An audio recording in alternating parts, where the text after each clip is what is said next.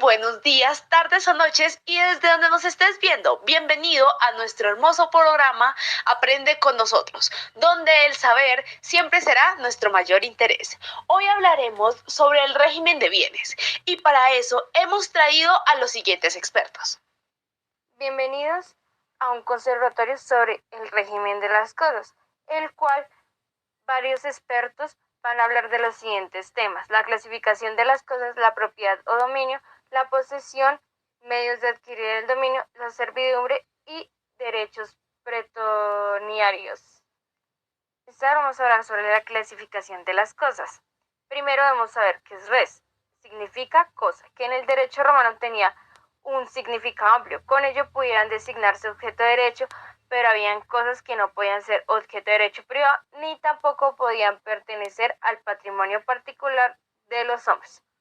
Justiniano, a partir de sus instituciones, dieron la primera división de las cosas: el patrimonio y cosas fuera del patrimonio. Esta división se clasificó en completa, pero vamos a imaginarnos que en los textos romanos piensa en la época clásica, que se dividió en res divini iuris y res humani iuris. Ahora vamos a hablar de cómo se subdivide cada una de ellas.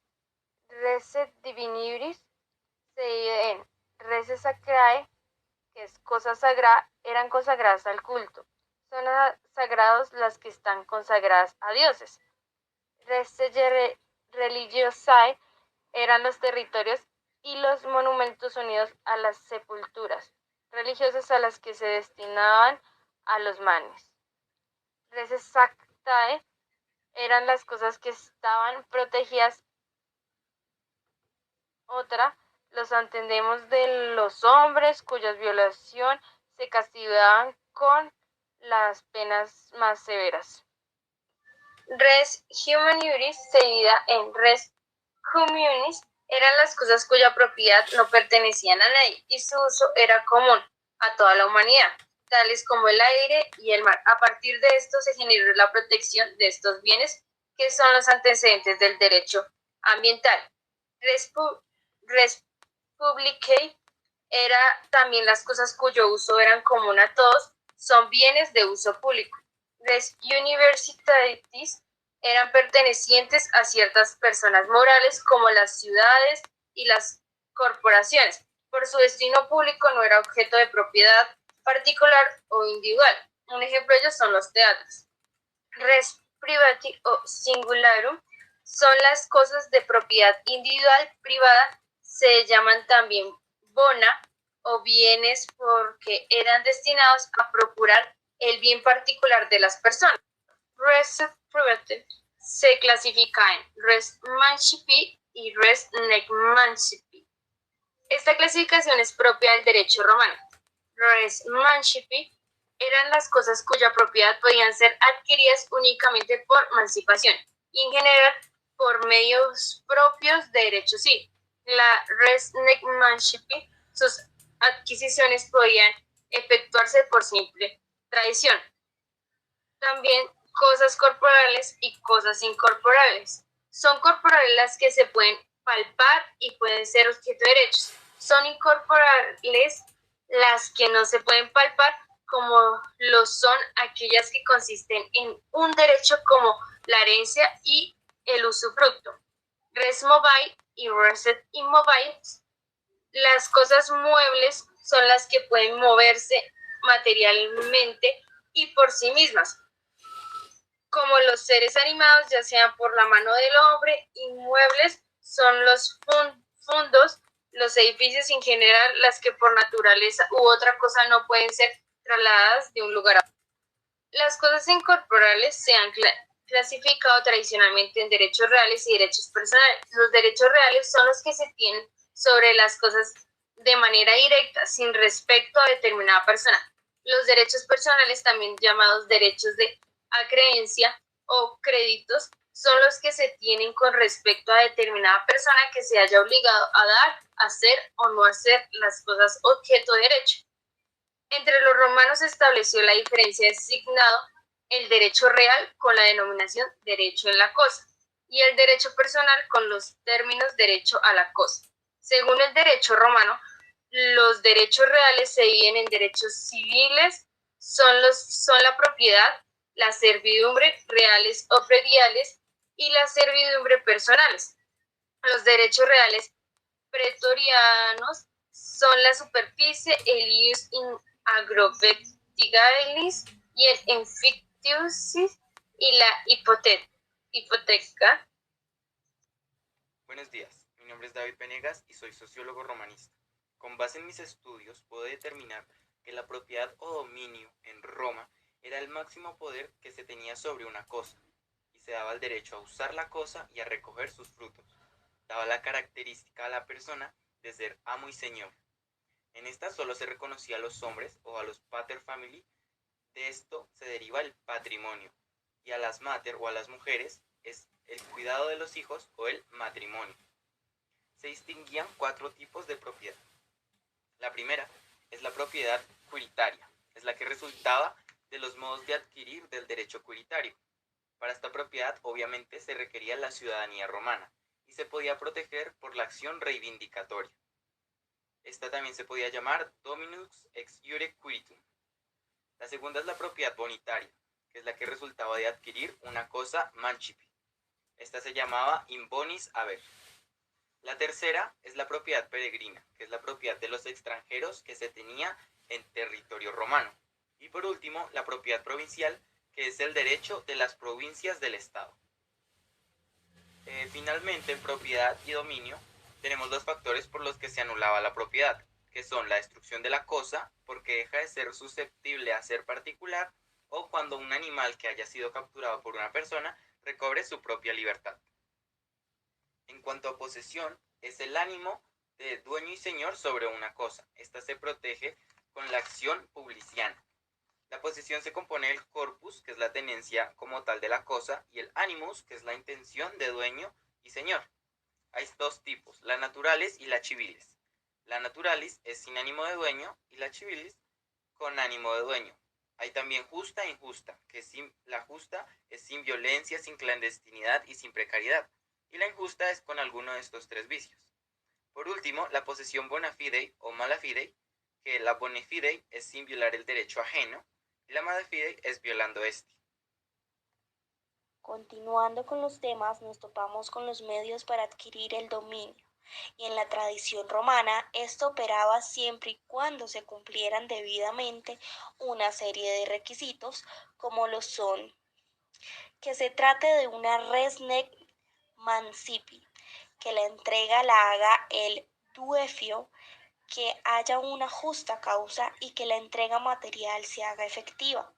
Entendiendo esos puntos de forma general, el dominio podía adquirirse de 2 maneras: per universatem, a título universal, y a título singular. A título universal se operaba principalmente la sucesión por causa de muerte, en cambio que a título singular sí se dividía en 2 grandes aspectos. 1.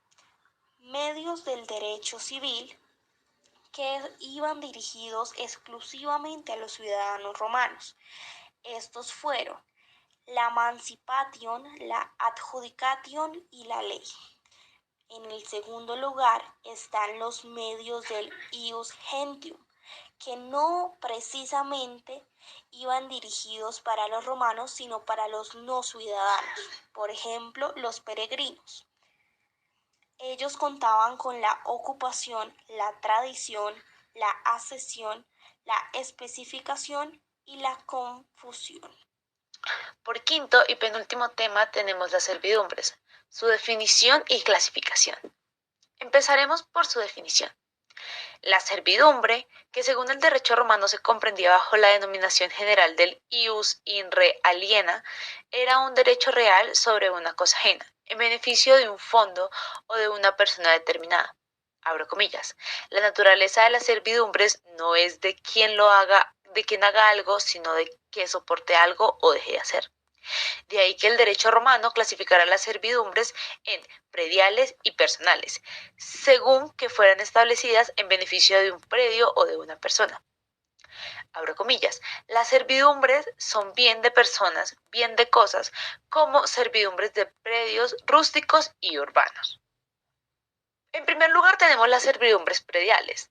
¿Qué es una servidumbre predial? Esta consistía en ser un gravamen sobre un predio determinado en beneficio exclusivo de otro predio de distinto dueño.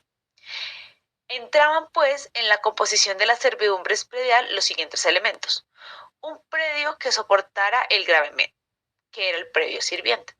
Un predio de distintos dueños que beneficiara el gravamen, un predio dominante.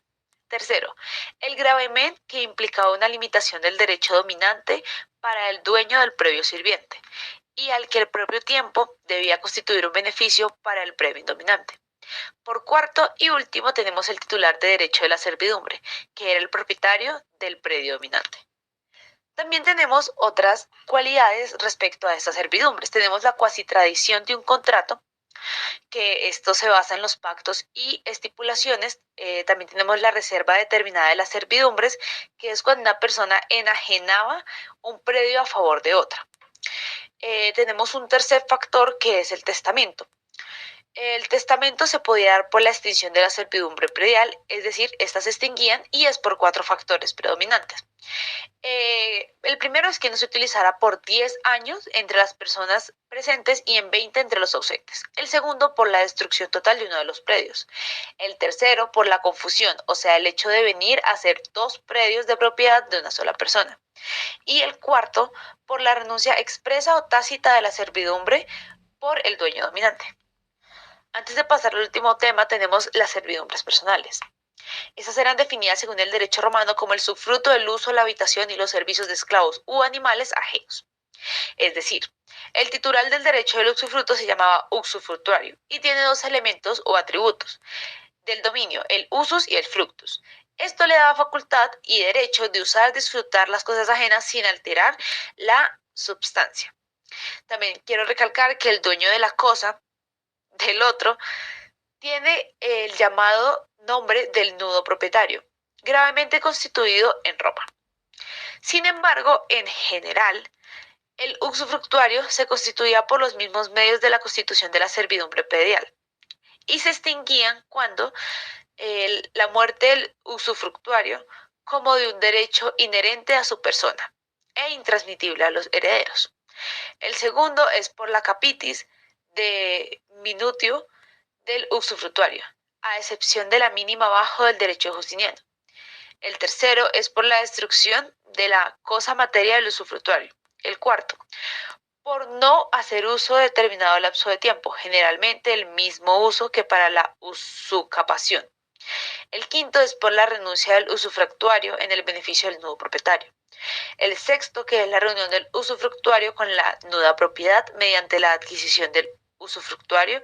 Y, por último y séptimo punto, por la expiración del tiempo fijado para su duración. Así es, terminamos con los derechos reales pretorianos. Como principal, encontramos a la superficie, en donde la superficie era el derecho que los arrendatarios o colonos de los predios rústicos a perpetuidad o a largo plazo tenían sobre las edificaciones levantadas. El ius in agro vectagalis. Este surgió del arrendamiento a perpetuidad que los municipios solían hacer de sus tierras, mediante un censo en atención a la perpetuidad de aquella situación jurídica. El colon o el pretor creó a favor de este un verdadero derecho real. La enfiteusis. Esta palabra es de origen griego, que lo que significa es plantar o sembrar, y nació del arrendamiento de tierras incultas a largo o a perpetuidad, que los empleadores solían dar a los particulares con la obligación de que el colono las cultivara y las plantara. La hipoteca. Cuando hablamos de la hipoteca desde la vista del derecho romano, era un derecho real accesorio sobre una cosa mueble o inmueble, destinado a garantizar el pago de una deuda. La hipoteca surgió lentamente dentro de la vida jurídica mediante una solución progresiva con el fin de obtener una garantía para el acreedor.